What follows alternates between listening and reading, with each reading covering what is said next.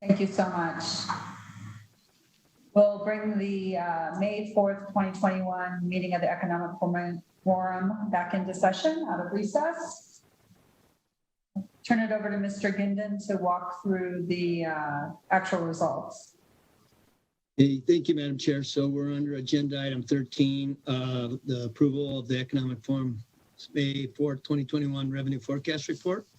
And so what's been distributed to you is what we call the Economic Forum's forecast table. And then there's the summary table that provides the Economic Forum's May 4th, 2021 forecast for the majors that were considered and approved by this body today. And then rolling up some of the other categories coming from the tax sheet, as well as I'll go through one other item here. And then you can see in the middle block is the Economic Forum's December 3rd, 2020 forecast. And then down below is the difference. And then also you have the copies of the letter that go out to the governor and the members of the legislature. And then you can see we have the language in there like we did at the December meeting about, because of the virtual nature of the meeting, that it'll be distributed without your signatures. And so what you can see here then is the forecast at the bottom of the table, that the Economic Forum's forecast for FY21 is $4,012,266,294. And that's approximately $281.7 million. Whoops, excuse me, $323.5 million more than the December forecast. And so then for FY 2022, it's $4,115,699,024, which you can see in the summary table. It's about $281.7 million more than the December forecast.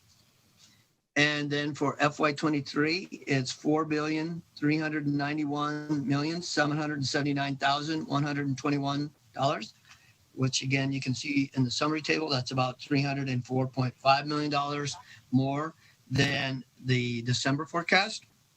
And so you can see for the 3 years combined in the far right column, it's approximately an upward revision of $909.7 million compared to the December forecast.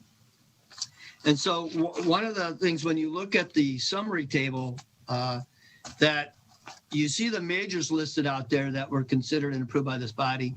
And then you see the tax credits for the commerce tax credits, and then the all other that is coming from the tax sheet table 6 that was approved by this body.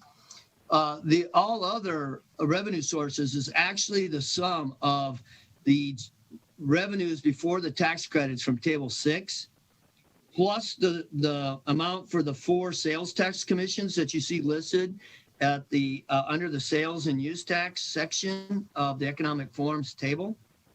So you can see those listed there. And just to go through what those are is for the LSST portion, that's a commission of 0.75%. And then for the other 3 listed there, it's a commission of 1.75%. And so we have the formula that takes the 2% sales tax forecast and then calculates what the corresponding commission should be for the each share based on the commission.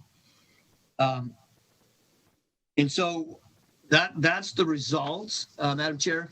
What we're having an issue here, staff, as we realized the question that you had posed to us, is that the amounts in the last paragraph of the letter, those differences are the tax differences, the revenue. And you can see then they don't balance against the difference for all other revenue because of the commissions. But we're having an issue with once we add back in the commissions and compare that to the December, getting it to balance. So we know that the numbers in the forum's forecast table are what the body approved.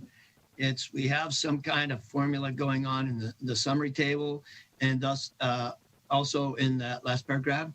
So what the body can consider doing is approving the forecast table. Here is the economic forms forecast, and the letters contingent upon staff resolving that difference and then getting that appropriately reflected in the table and in the summary table, and if necessary, and the letter before sending it out to the governor and the legislature and putting it up on the website and distributing it. That sounds like a good approach to me. Any concerns from anybody else on the forum? Go ahead, Mr. Ginden. Okay, so with that, Madam Vice Chair, then that the motion would be then to approve the revenue forecast in the economic forms forecast table and the summary table that we have and the letter contingent upon staff figuring out our math formula difference in terms of calculating the differences between the May and December, and then making the appropriate adjustment when that error is found. And then that will be the final set of letters and numbers, or the summary table and the forecast table that will be distributed to the governor and the members of the legislature and placed on the website.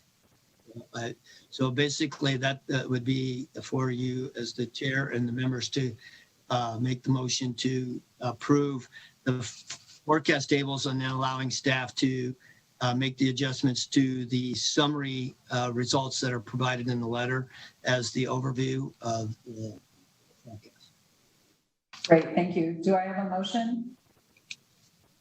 I'll move that we approve the table and the adjustments as Russ has just indicated. I'm happy to go ahead and second. Great. Mr. Ginden, do you want to do a roll call vote?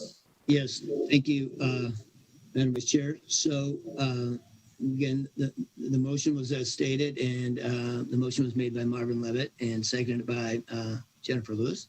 So Mr. Levitt? Aye. Ms. Lewis? Aye. Mr. Streschley? Aye. Ms. Rosenthal?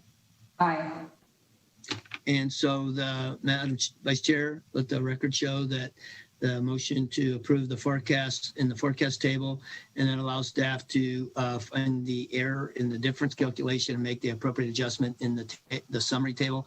And the letters was approved unanimously by the 4 members present at today's meeting.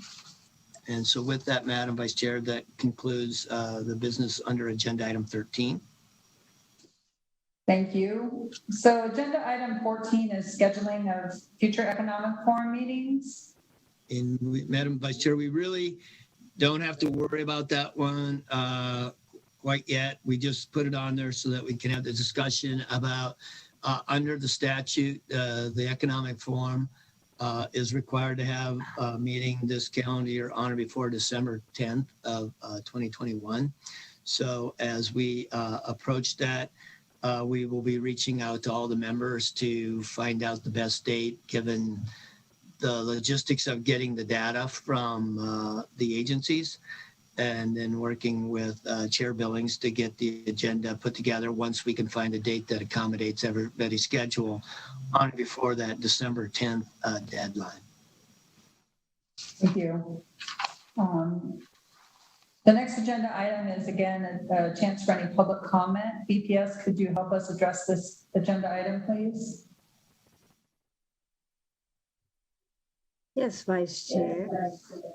The public line is open and working, but there are no public comment as of right now. Thank you very much. So the last item is adjournment. Before we go there, I'd just like to ask if there are any open items, Mr. Ginden, or any other items any of the members want to bring up.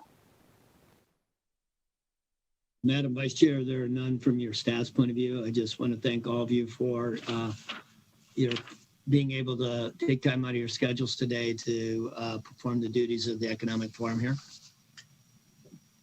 You're most welcome. And, from all the forum members, I'm sure we again, very much appreciate the staff, the presenters, and everybody involved in this process who helps us keep this going, especially during these crazy times where we've had to improvise a bit. So your efforts are much appreciated.